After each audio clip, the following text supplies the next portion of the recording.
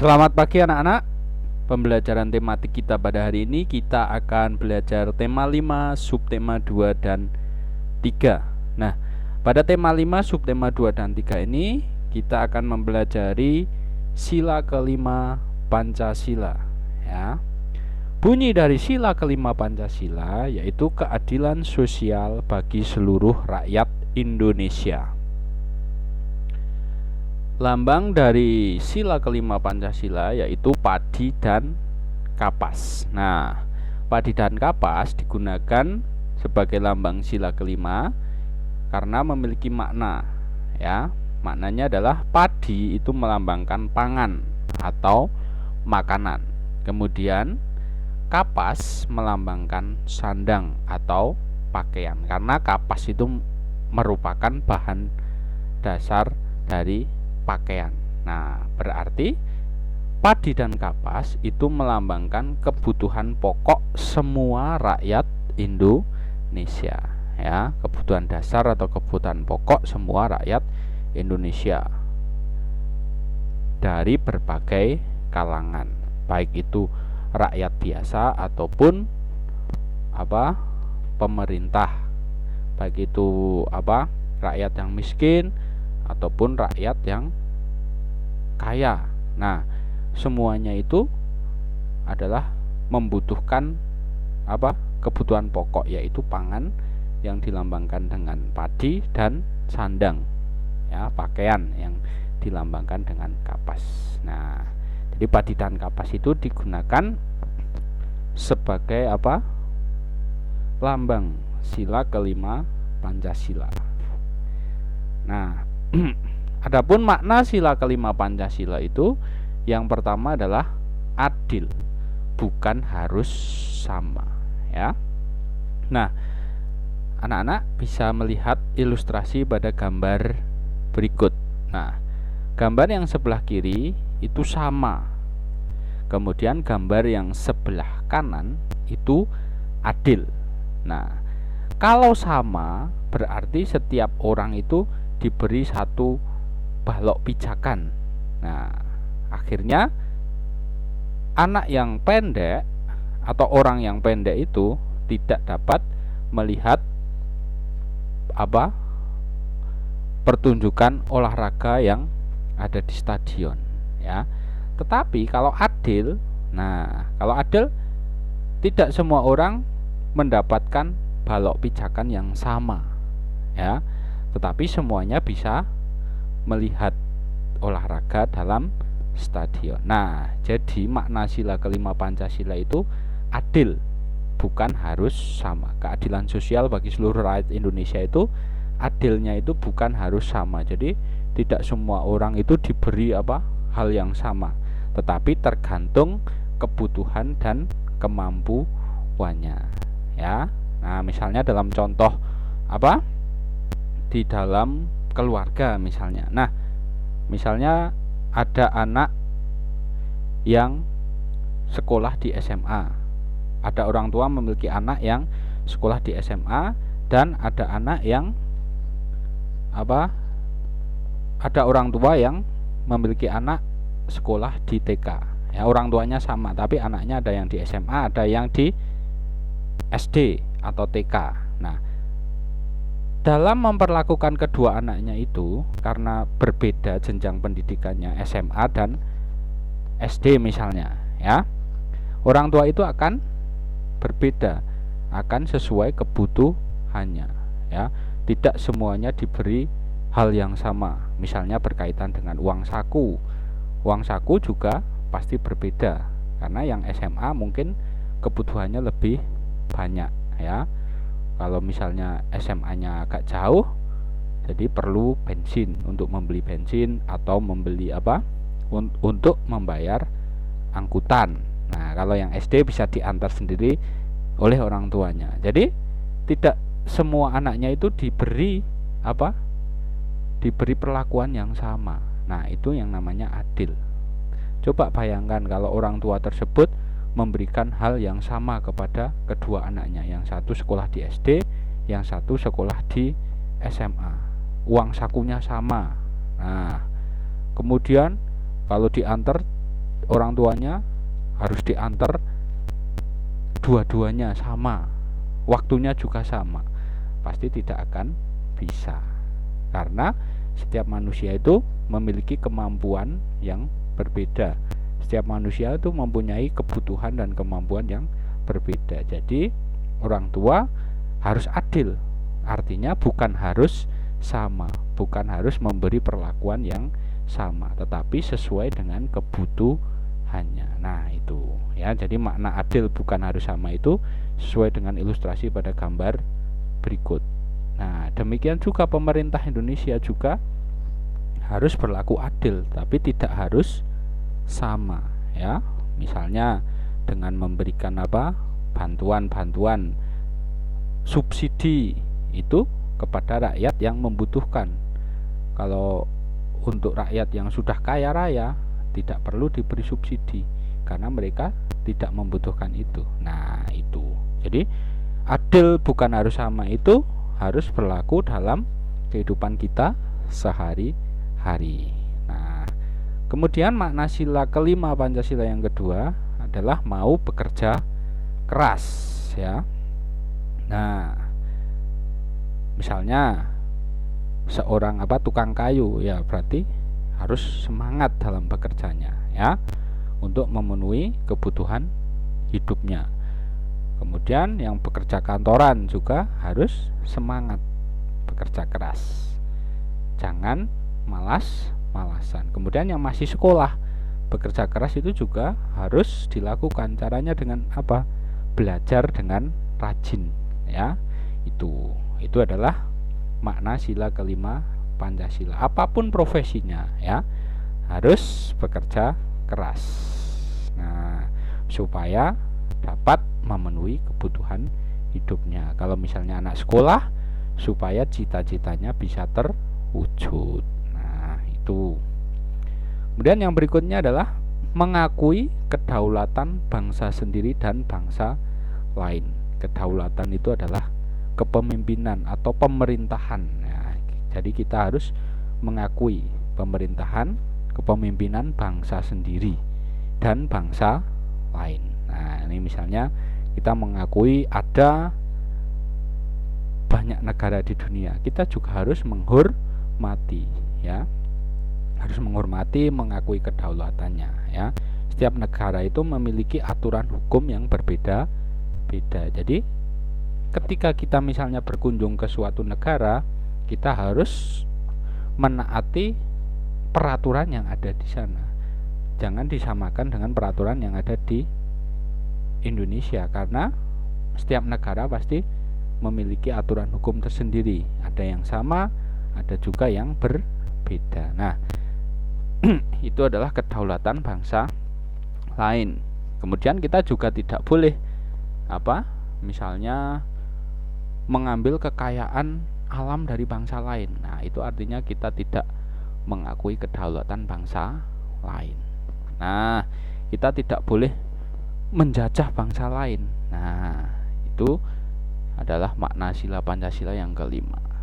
Nah, kemudian mengakui kedaulatan bangsa sendiri itu juga perlu, karena ada beberapa orang yang sudah mulai tidak mengakui kedaulatan bangsa sendiri ya.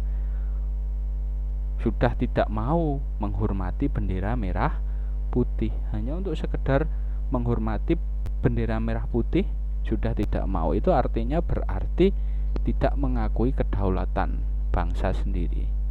Kemudian tidak mau mengakui pemimpin yang terpilih ya, pemerintahan yang terpilih, tidak mengakui presiden bangsa sendiri. Nah, itu namanya juga tidak mengakui kedaulatan bangsa sendiri. Kemudian ketika kita melanggar peraturan hukum yang ada di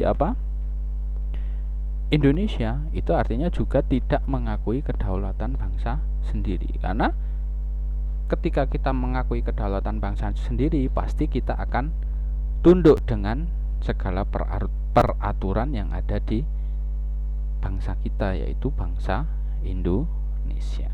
Nah, itu makna sila kelima Pancasila yang bunyinya mengakui kedaulatan bangsa sendiri dan bangsa lain. Kemudian yang berikutnya adalah menganggap bangsa sendiri sederajat dengan bangsa lain. Sederajat itu artinya berarti tidak boleh merasa sombong bahwa bangsa kita itu lebih hebat, atau kita juga tidak boleh merasa minder.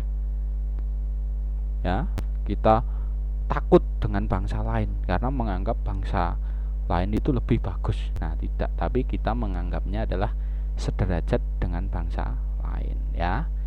Karena kita semua itu sama, ya. Nah, sehingga kita bisa bekerja sama, negara kita bisa bekerja sama dengan bangsa-bangsa yang lain, ya, karena memang sederajat, tidak saling menyombongkan bangsa kita sendiri ataupun merendahkan bangsa yang lain. Nah, itu sehingga menimbulkan berbagai kerjasama antar negara yang saling menguntungkan.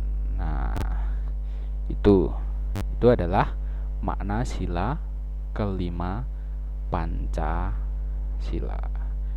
Kemudian, yang subtema 2 kita akan belajar tentang meneladani sifat-sifat pahlawan, ya. Karena di tema 5 ini memang temanya adalah tema tentang pahlawan. Nah, apa saja sifat-sifat pahlawan itu? Nah, yang pertama itu peduli, ya. Pahlawan itu peduli. Mereka peduli terhadap rakyat Indonesia yang ditindas oleh penjajah. Nah, kita dalam kehidupan sehari-hari juga harus melakukan sifat-sifat pahlawan, yaitu peduli. Contohnya apa? Nah, misalnya ketika melihat teman kita yang terjatuh, kita peduli, kita tolong, ya. Kemudian ketika ada teman kita yang sakit, kita jenguk, ya, kita berikan dukungan, kita doakan semoga yang sakit bisa cepat pulih. Nah, contoh-contoh yang lain masih banyak, ya. Ketika kita melihat orang yang kekurangan, nah, kita juga bisa memberikan bantuan. Nah, itu adalah contoh dari peduli. Kemudian yang berikutnya, sifat pahlawan yang berikutnya adalah berani, ya. Pahlawan itu berani, ya, walaupun kalah persenjataan dengan penjajah. Dulu pahlawan-pahlawan Indonesia itu berani sehingga Indonesia bisa merdeka. Nah, sifat berani ini kita juga akan terapkan dalam kehidupan kita sehari-hari. Misalnya, kita berani menjadi petugas upacara. Nah, itu adalah aplikasi dari sifat berani. Nah, kita berani bernyanyi di depan kelas, kita berani presentasi di depan kelas, kita berani bertanya. Nah, itu berani, ya. Kita harus aplikasikan sifat-sifat pahlawan, yaitu berani. Tetapi jangan berani kepada orang tua. Nah, itu bukan sifat pahlawan itu, walaupun sama-sama berani, ya. Nah, kemudian sifat pahlawan yang berikutnya adalah pantang menyerah. Jadi pahlawan-pahlawan Indonesia yang dulu sudah berjuang untuk merebut kemerdekaan bangsa Indonesia itu, mereka memiliki sifat pantang menyerah, ya. Walaupun pernah kalah berperang, tapi pantang menyerah, tidak terus putus asa, tapi kita menyusun strategi lagi, mengumpulkan pasukan, berperang lagi sehingga Indonesia dapat merdeka. Nah, pantang menyerah ini juga bisa diaplikasikan dalam kehidupan sehari-hari, ya. Nah, ini contohnya nih. Nah, gambar yang atas itu yang sedang mencoba, ya, sedang mencoba bekerja untuk meraih kesuksesan. Ini ilustrasinya itu. Tapi yang bawah itu sudah menyerah, ya. Padahal sedikit lagi mencapai kesuksesan. Nah, itu kan sia-sia, ya. Coba kalau sedikit lagi kita memiliki sifat pantang menyerah, ya pasti berhasil. Nah, demikian anak-anak juga, ketika anak-anak memiliki suatu keinginan atau cita-cita, anak-anak harus kejar, ya, dengan cara apa tadi? Bekerja keras, berusaha, belajar dengan pantang menyerah.